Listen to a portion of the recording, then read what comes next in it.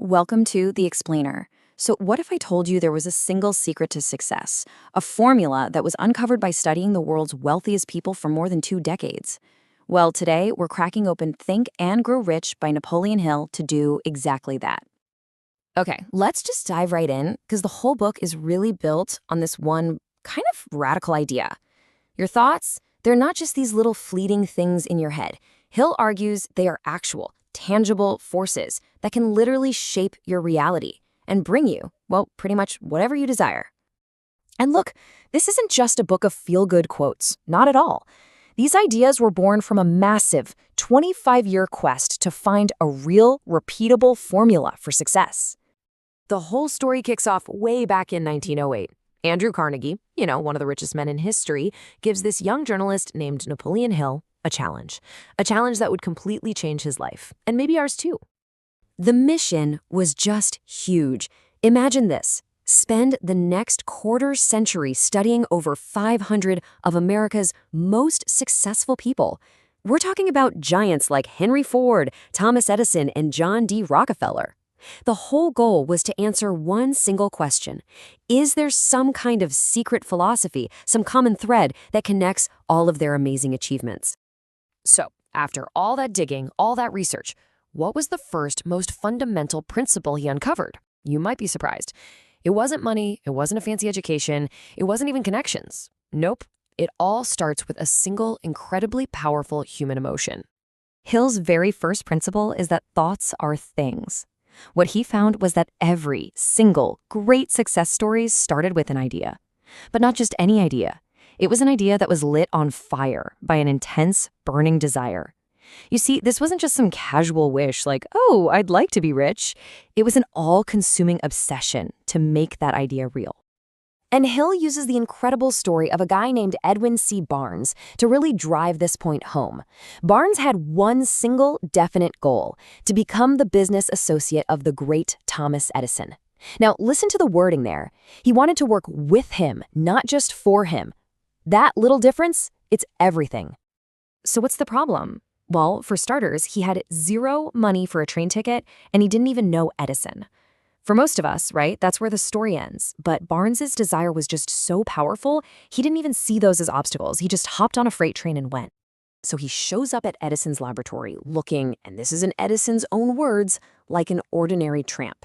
But Edison saw something in his eyes, a determination so fierce that he gave him a shot.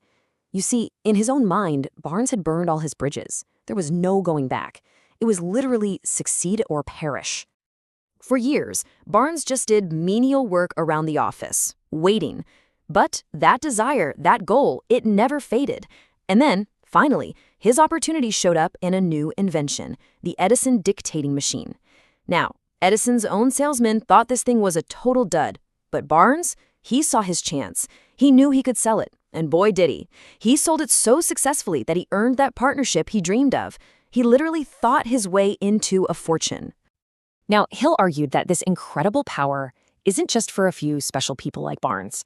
He actually created a very precise 6-step method that anyone can use to turn a desire into cold, hard cash. Let's break it down. Did you notice the repetition there? Exact, exactly. Definite, definite. Vague hopes, they get you absolutely nowhere. You need a precise target, a clear price you're willing to pay, a hard deadline, and a plan. And that last step, step 6, that is absolutely crucial. You have to condition your mind to believe, to feel like it's already a reality. But here's the thing. Even with a burning desire and a perfect plan, there's one really common reason people fail. Hill calls it the single biggest trap on the road to success, and he tells a powerful story to illustrate it. So, what is this incredibly common thing that trips so many of us up? It's the habit of quitting when you face what Hill calls temporary defeat. And he really stresses that word temporary. See, failure is only permanent if you let it be. Let me show you what he means. To prove his point, he tells the story of a man named R.U. Darby. During the gold rush, he and his uncle struck a rich vein of ore. I mean, they were ecstatic. They invested in all this machinery, started drilling, and then disaster. The vein of gold just disappeared, vanished. After trying like crazy to find it again, they just gave up. They quit, and they sold all their equipment to a junk man for a few $100. Now, the junk man, he did something the Darbys didn't. He decided to consult an expert. He hired a mining engineer who took a look at the site and realized the Darbys didn't know anything about fault lines. His calculations showed the vein was still there, just 3 feet from where they had stopped drilling. The junk man went on to take millions from that very same mine. So here's the crucial point. Darby never, ever forgot that lesson. He applied that persistence to a totally new career in insurance, telling himself over and over, I will never again stop 3 feet from gold.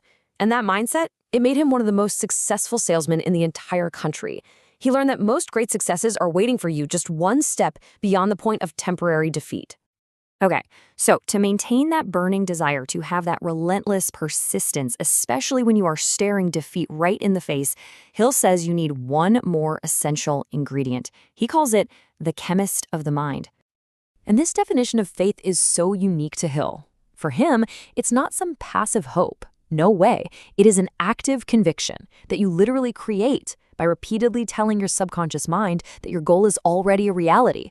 It's this faith that gives your thoughts their power and finally turns them into action.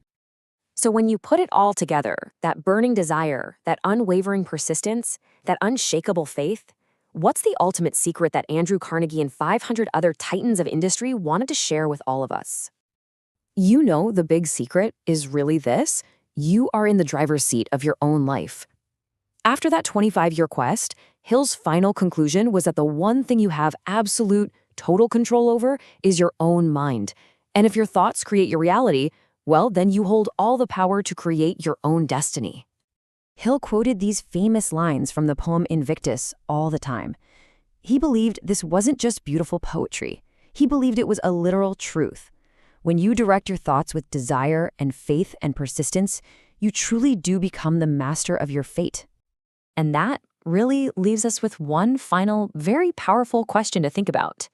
If Hill's philosophy is right, if the life you have is a direct reflection of the dominant thoughts you've held, then the only question that truly matters is this: what reality are you choosing to build, starting right now?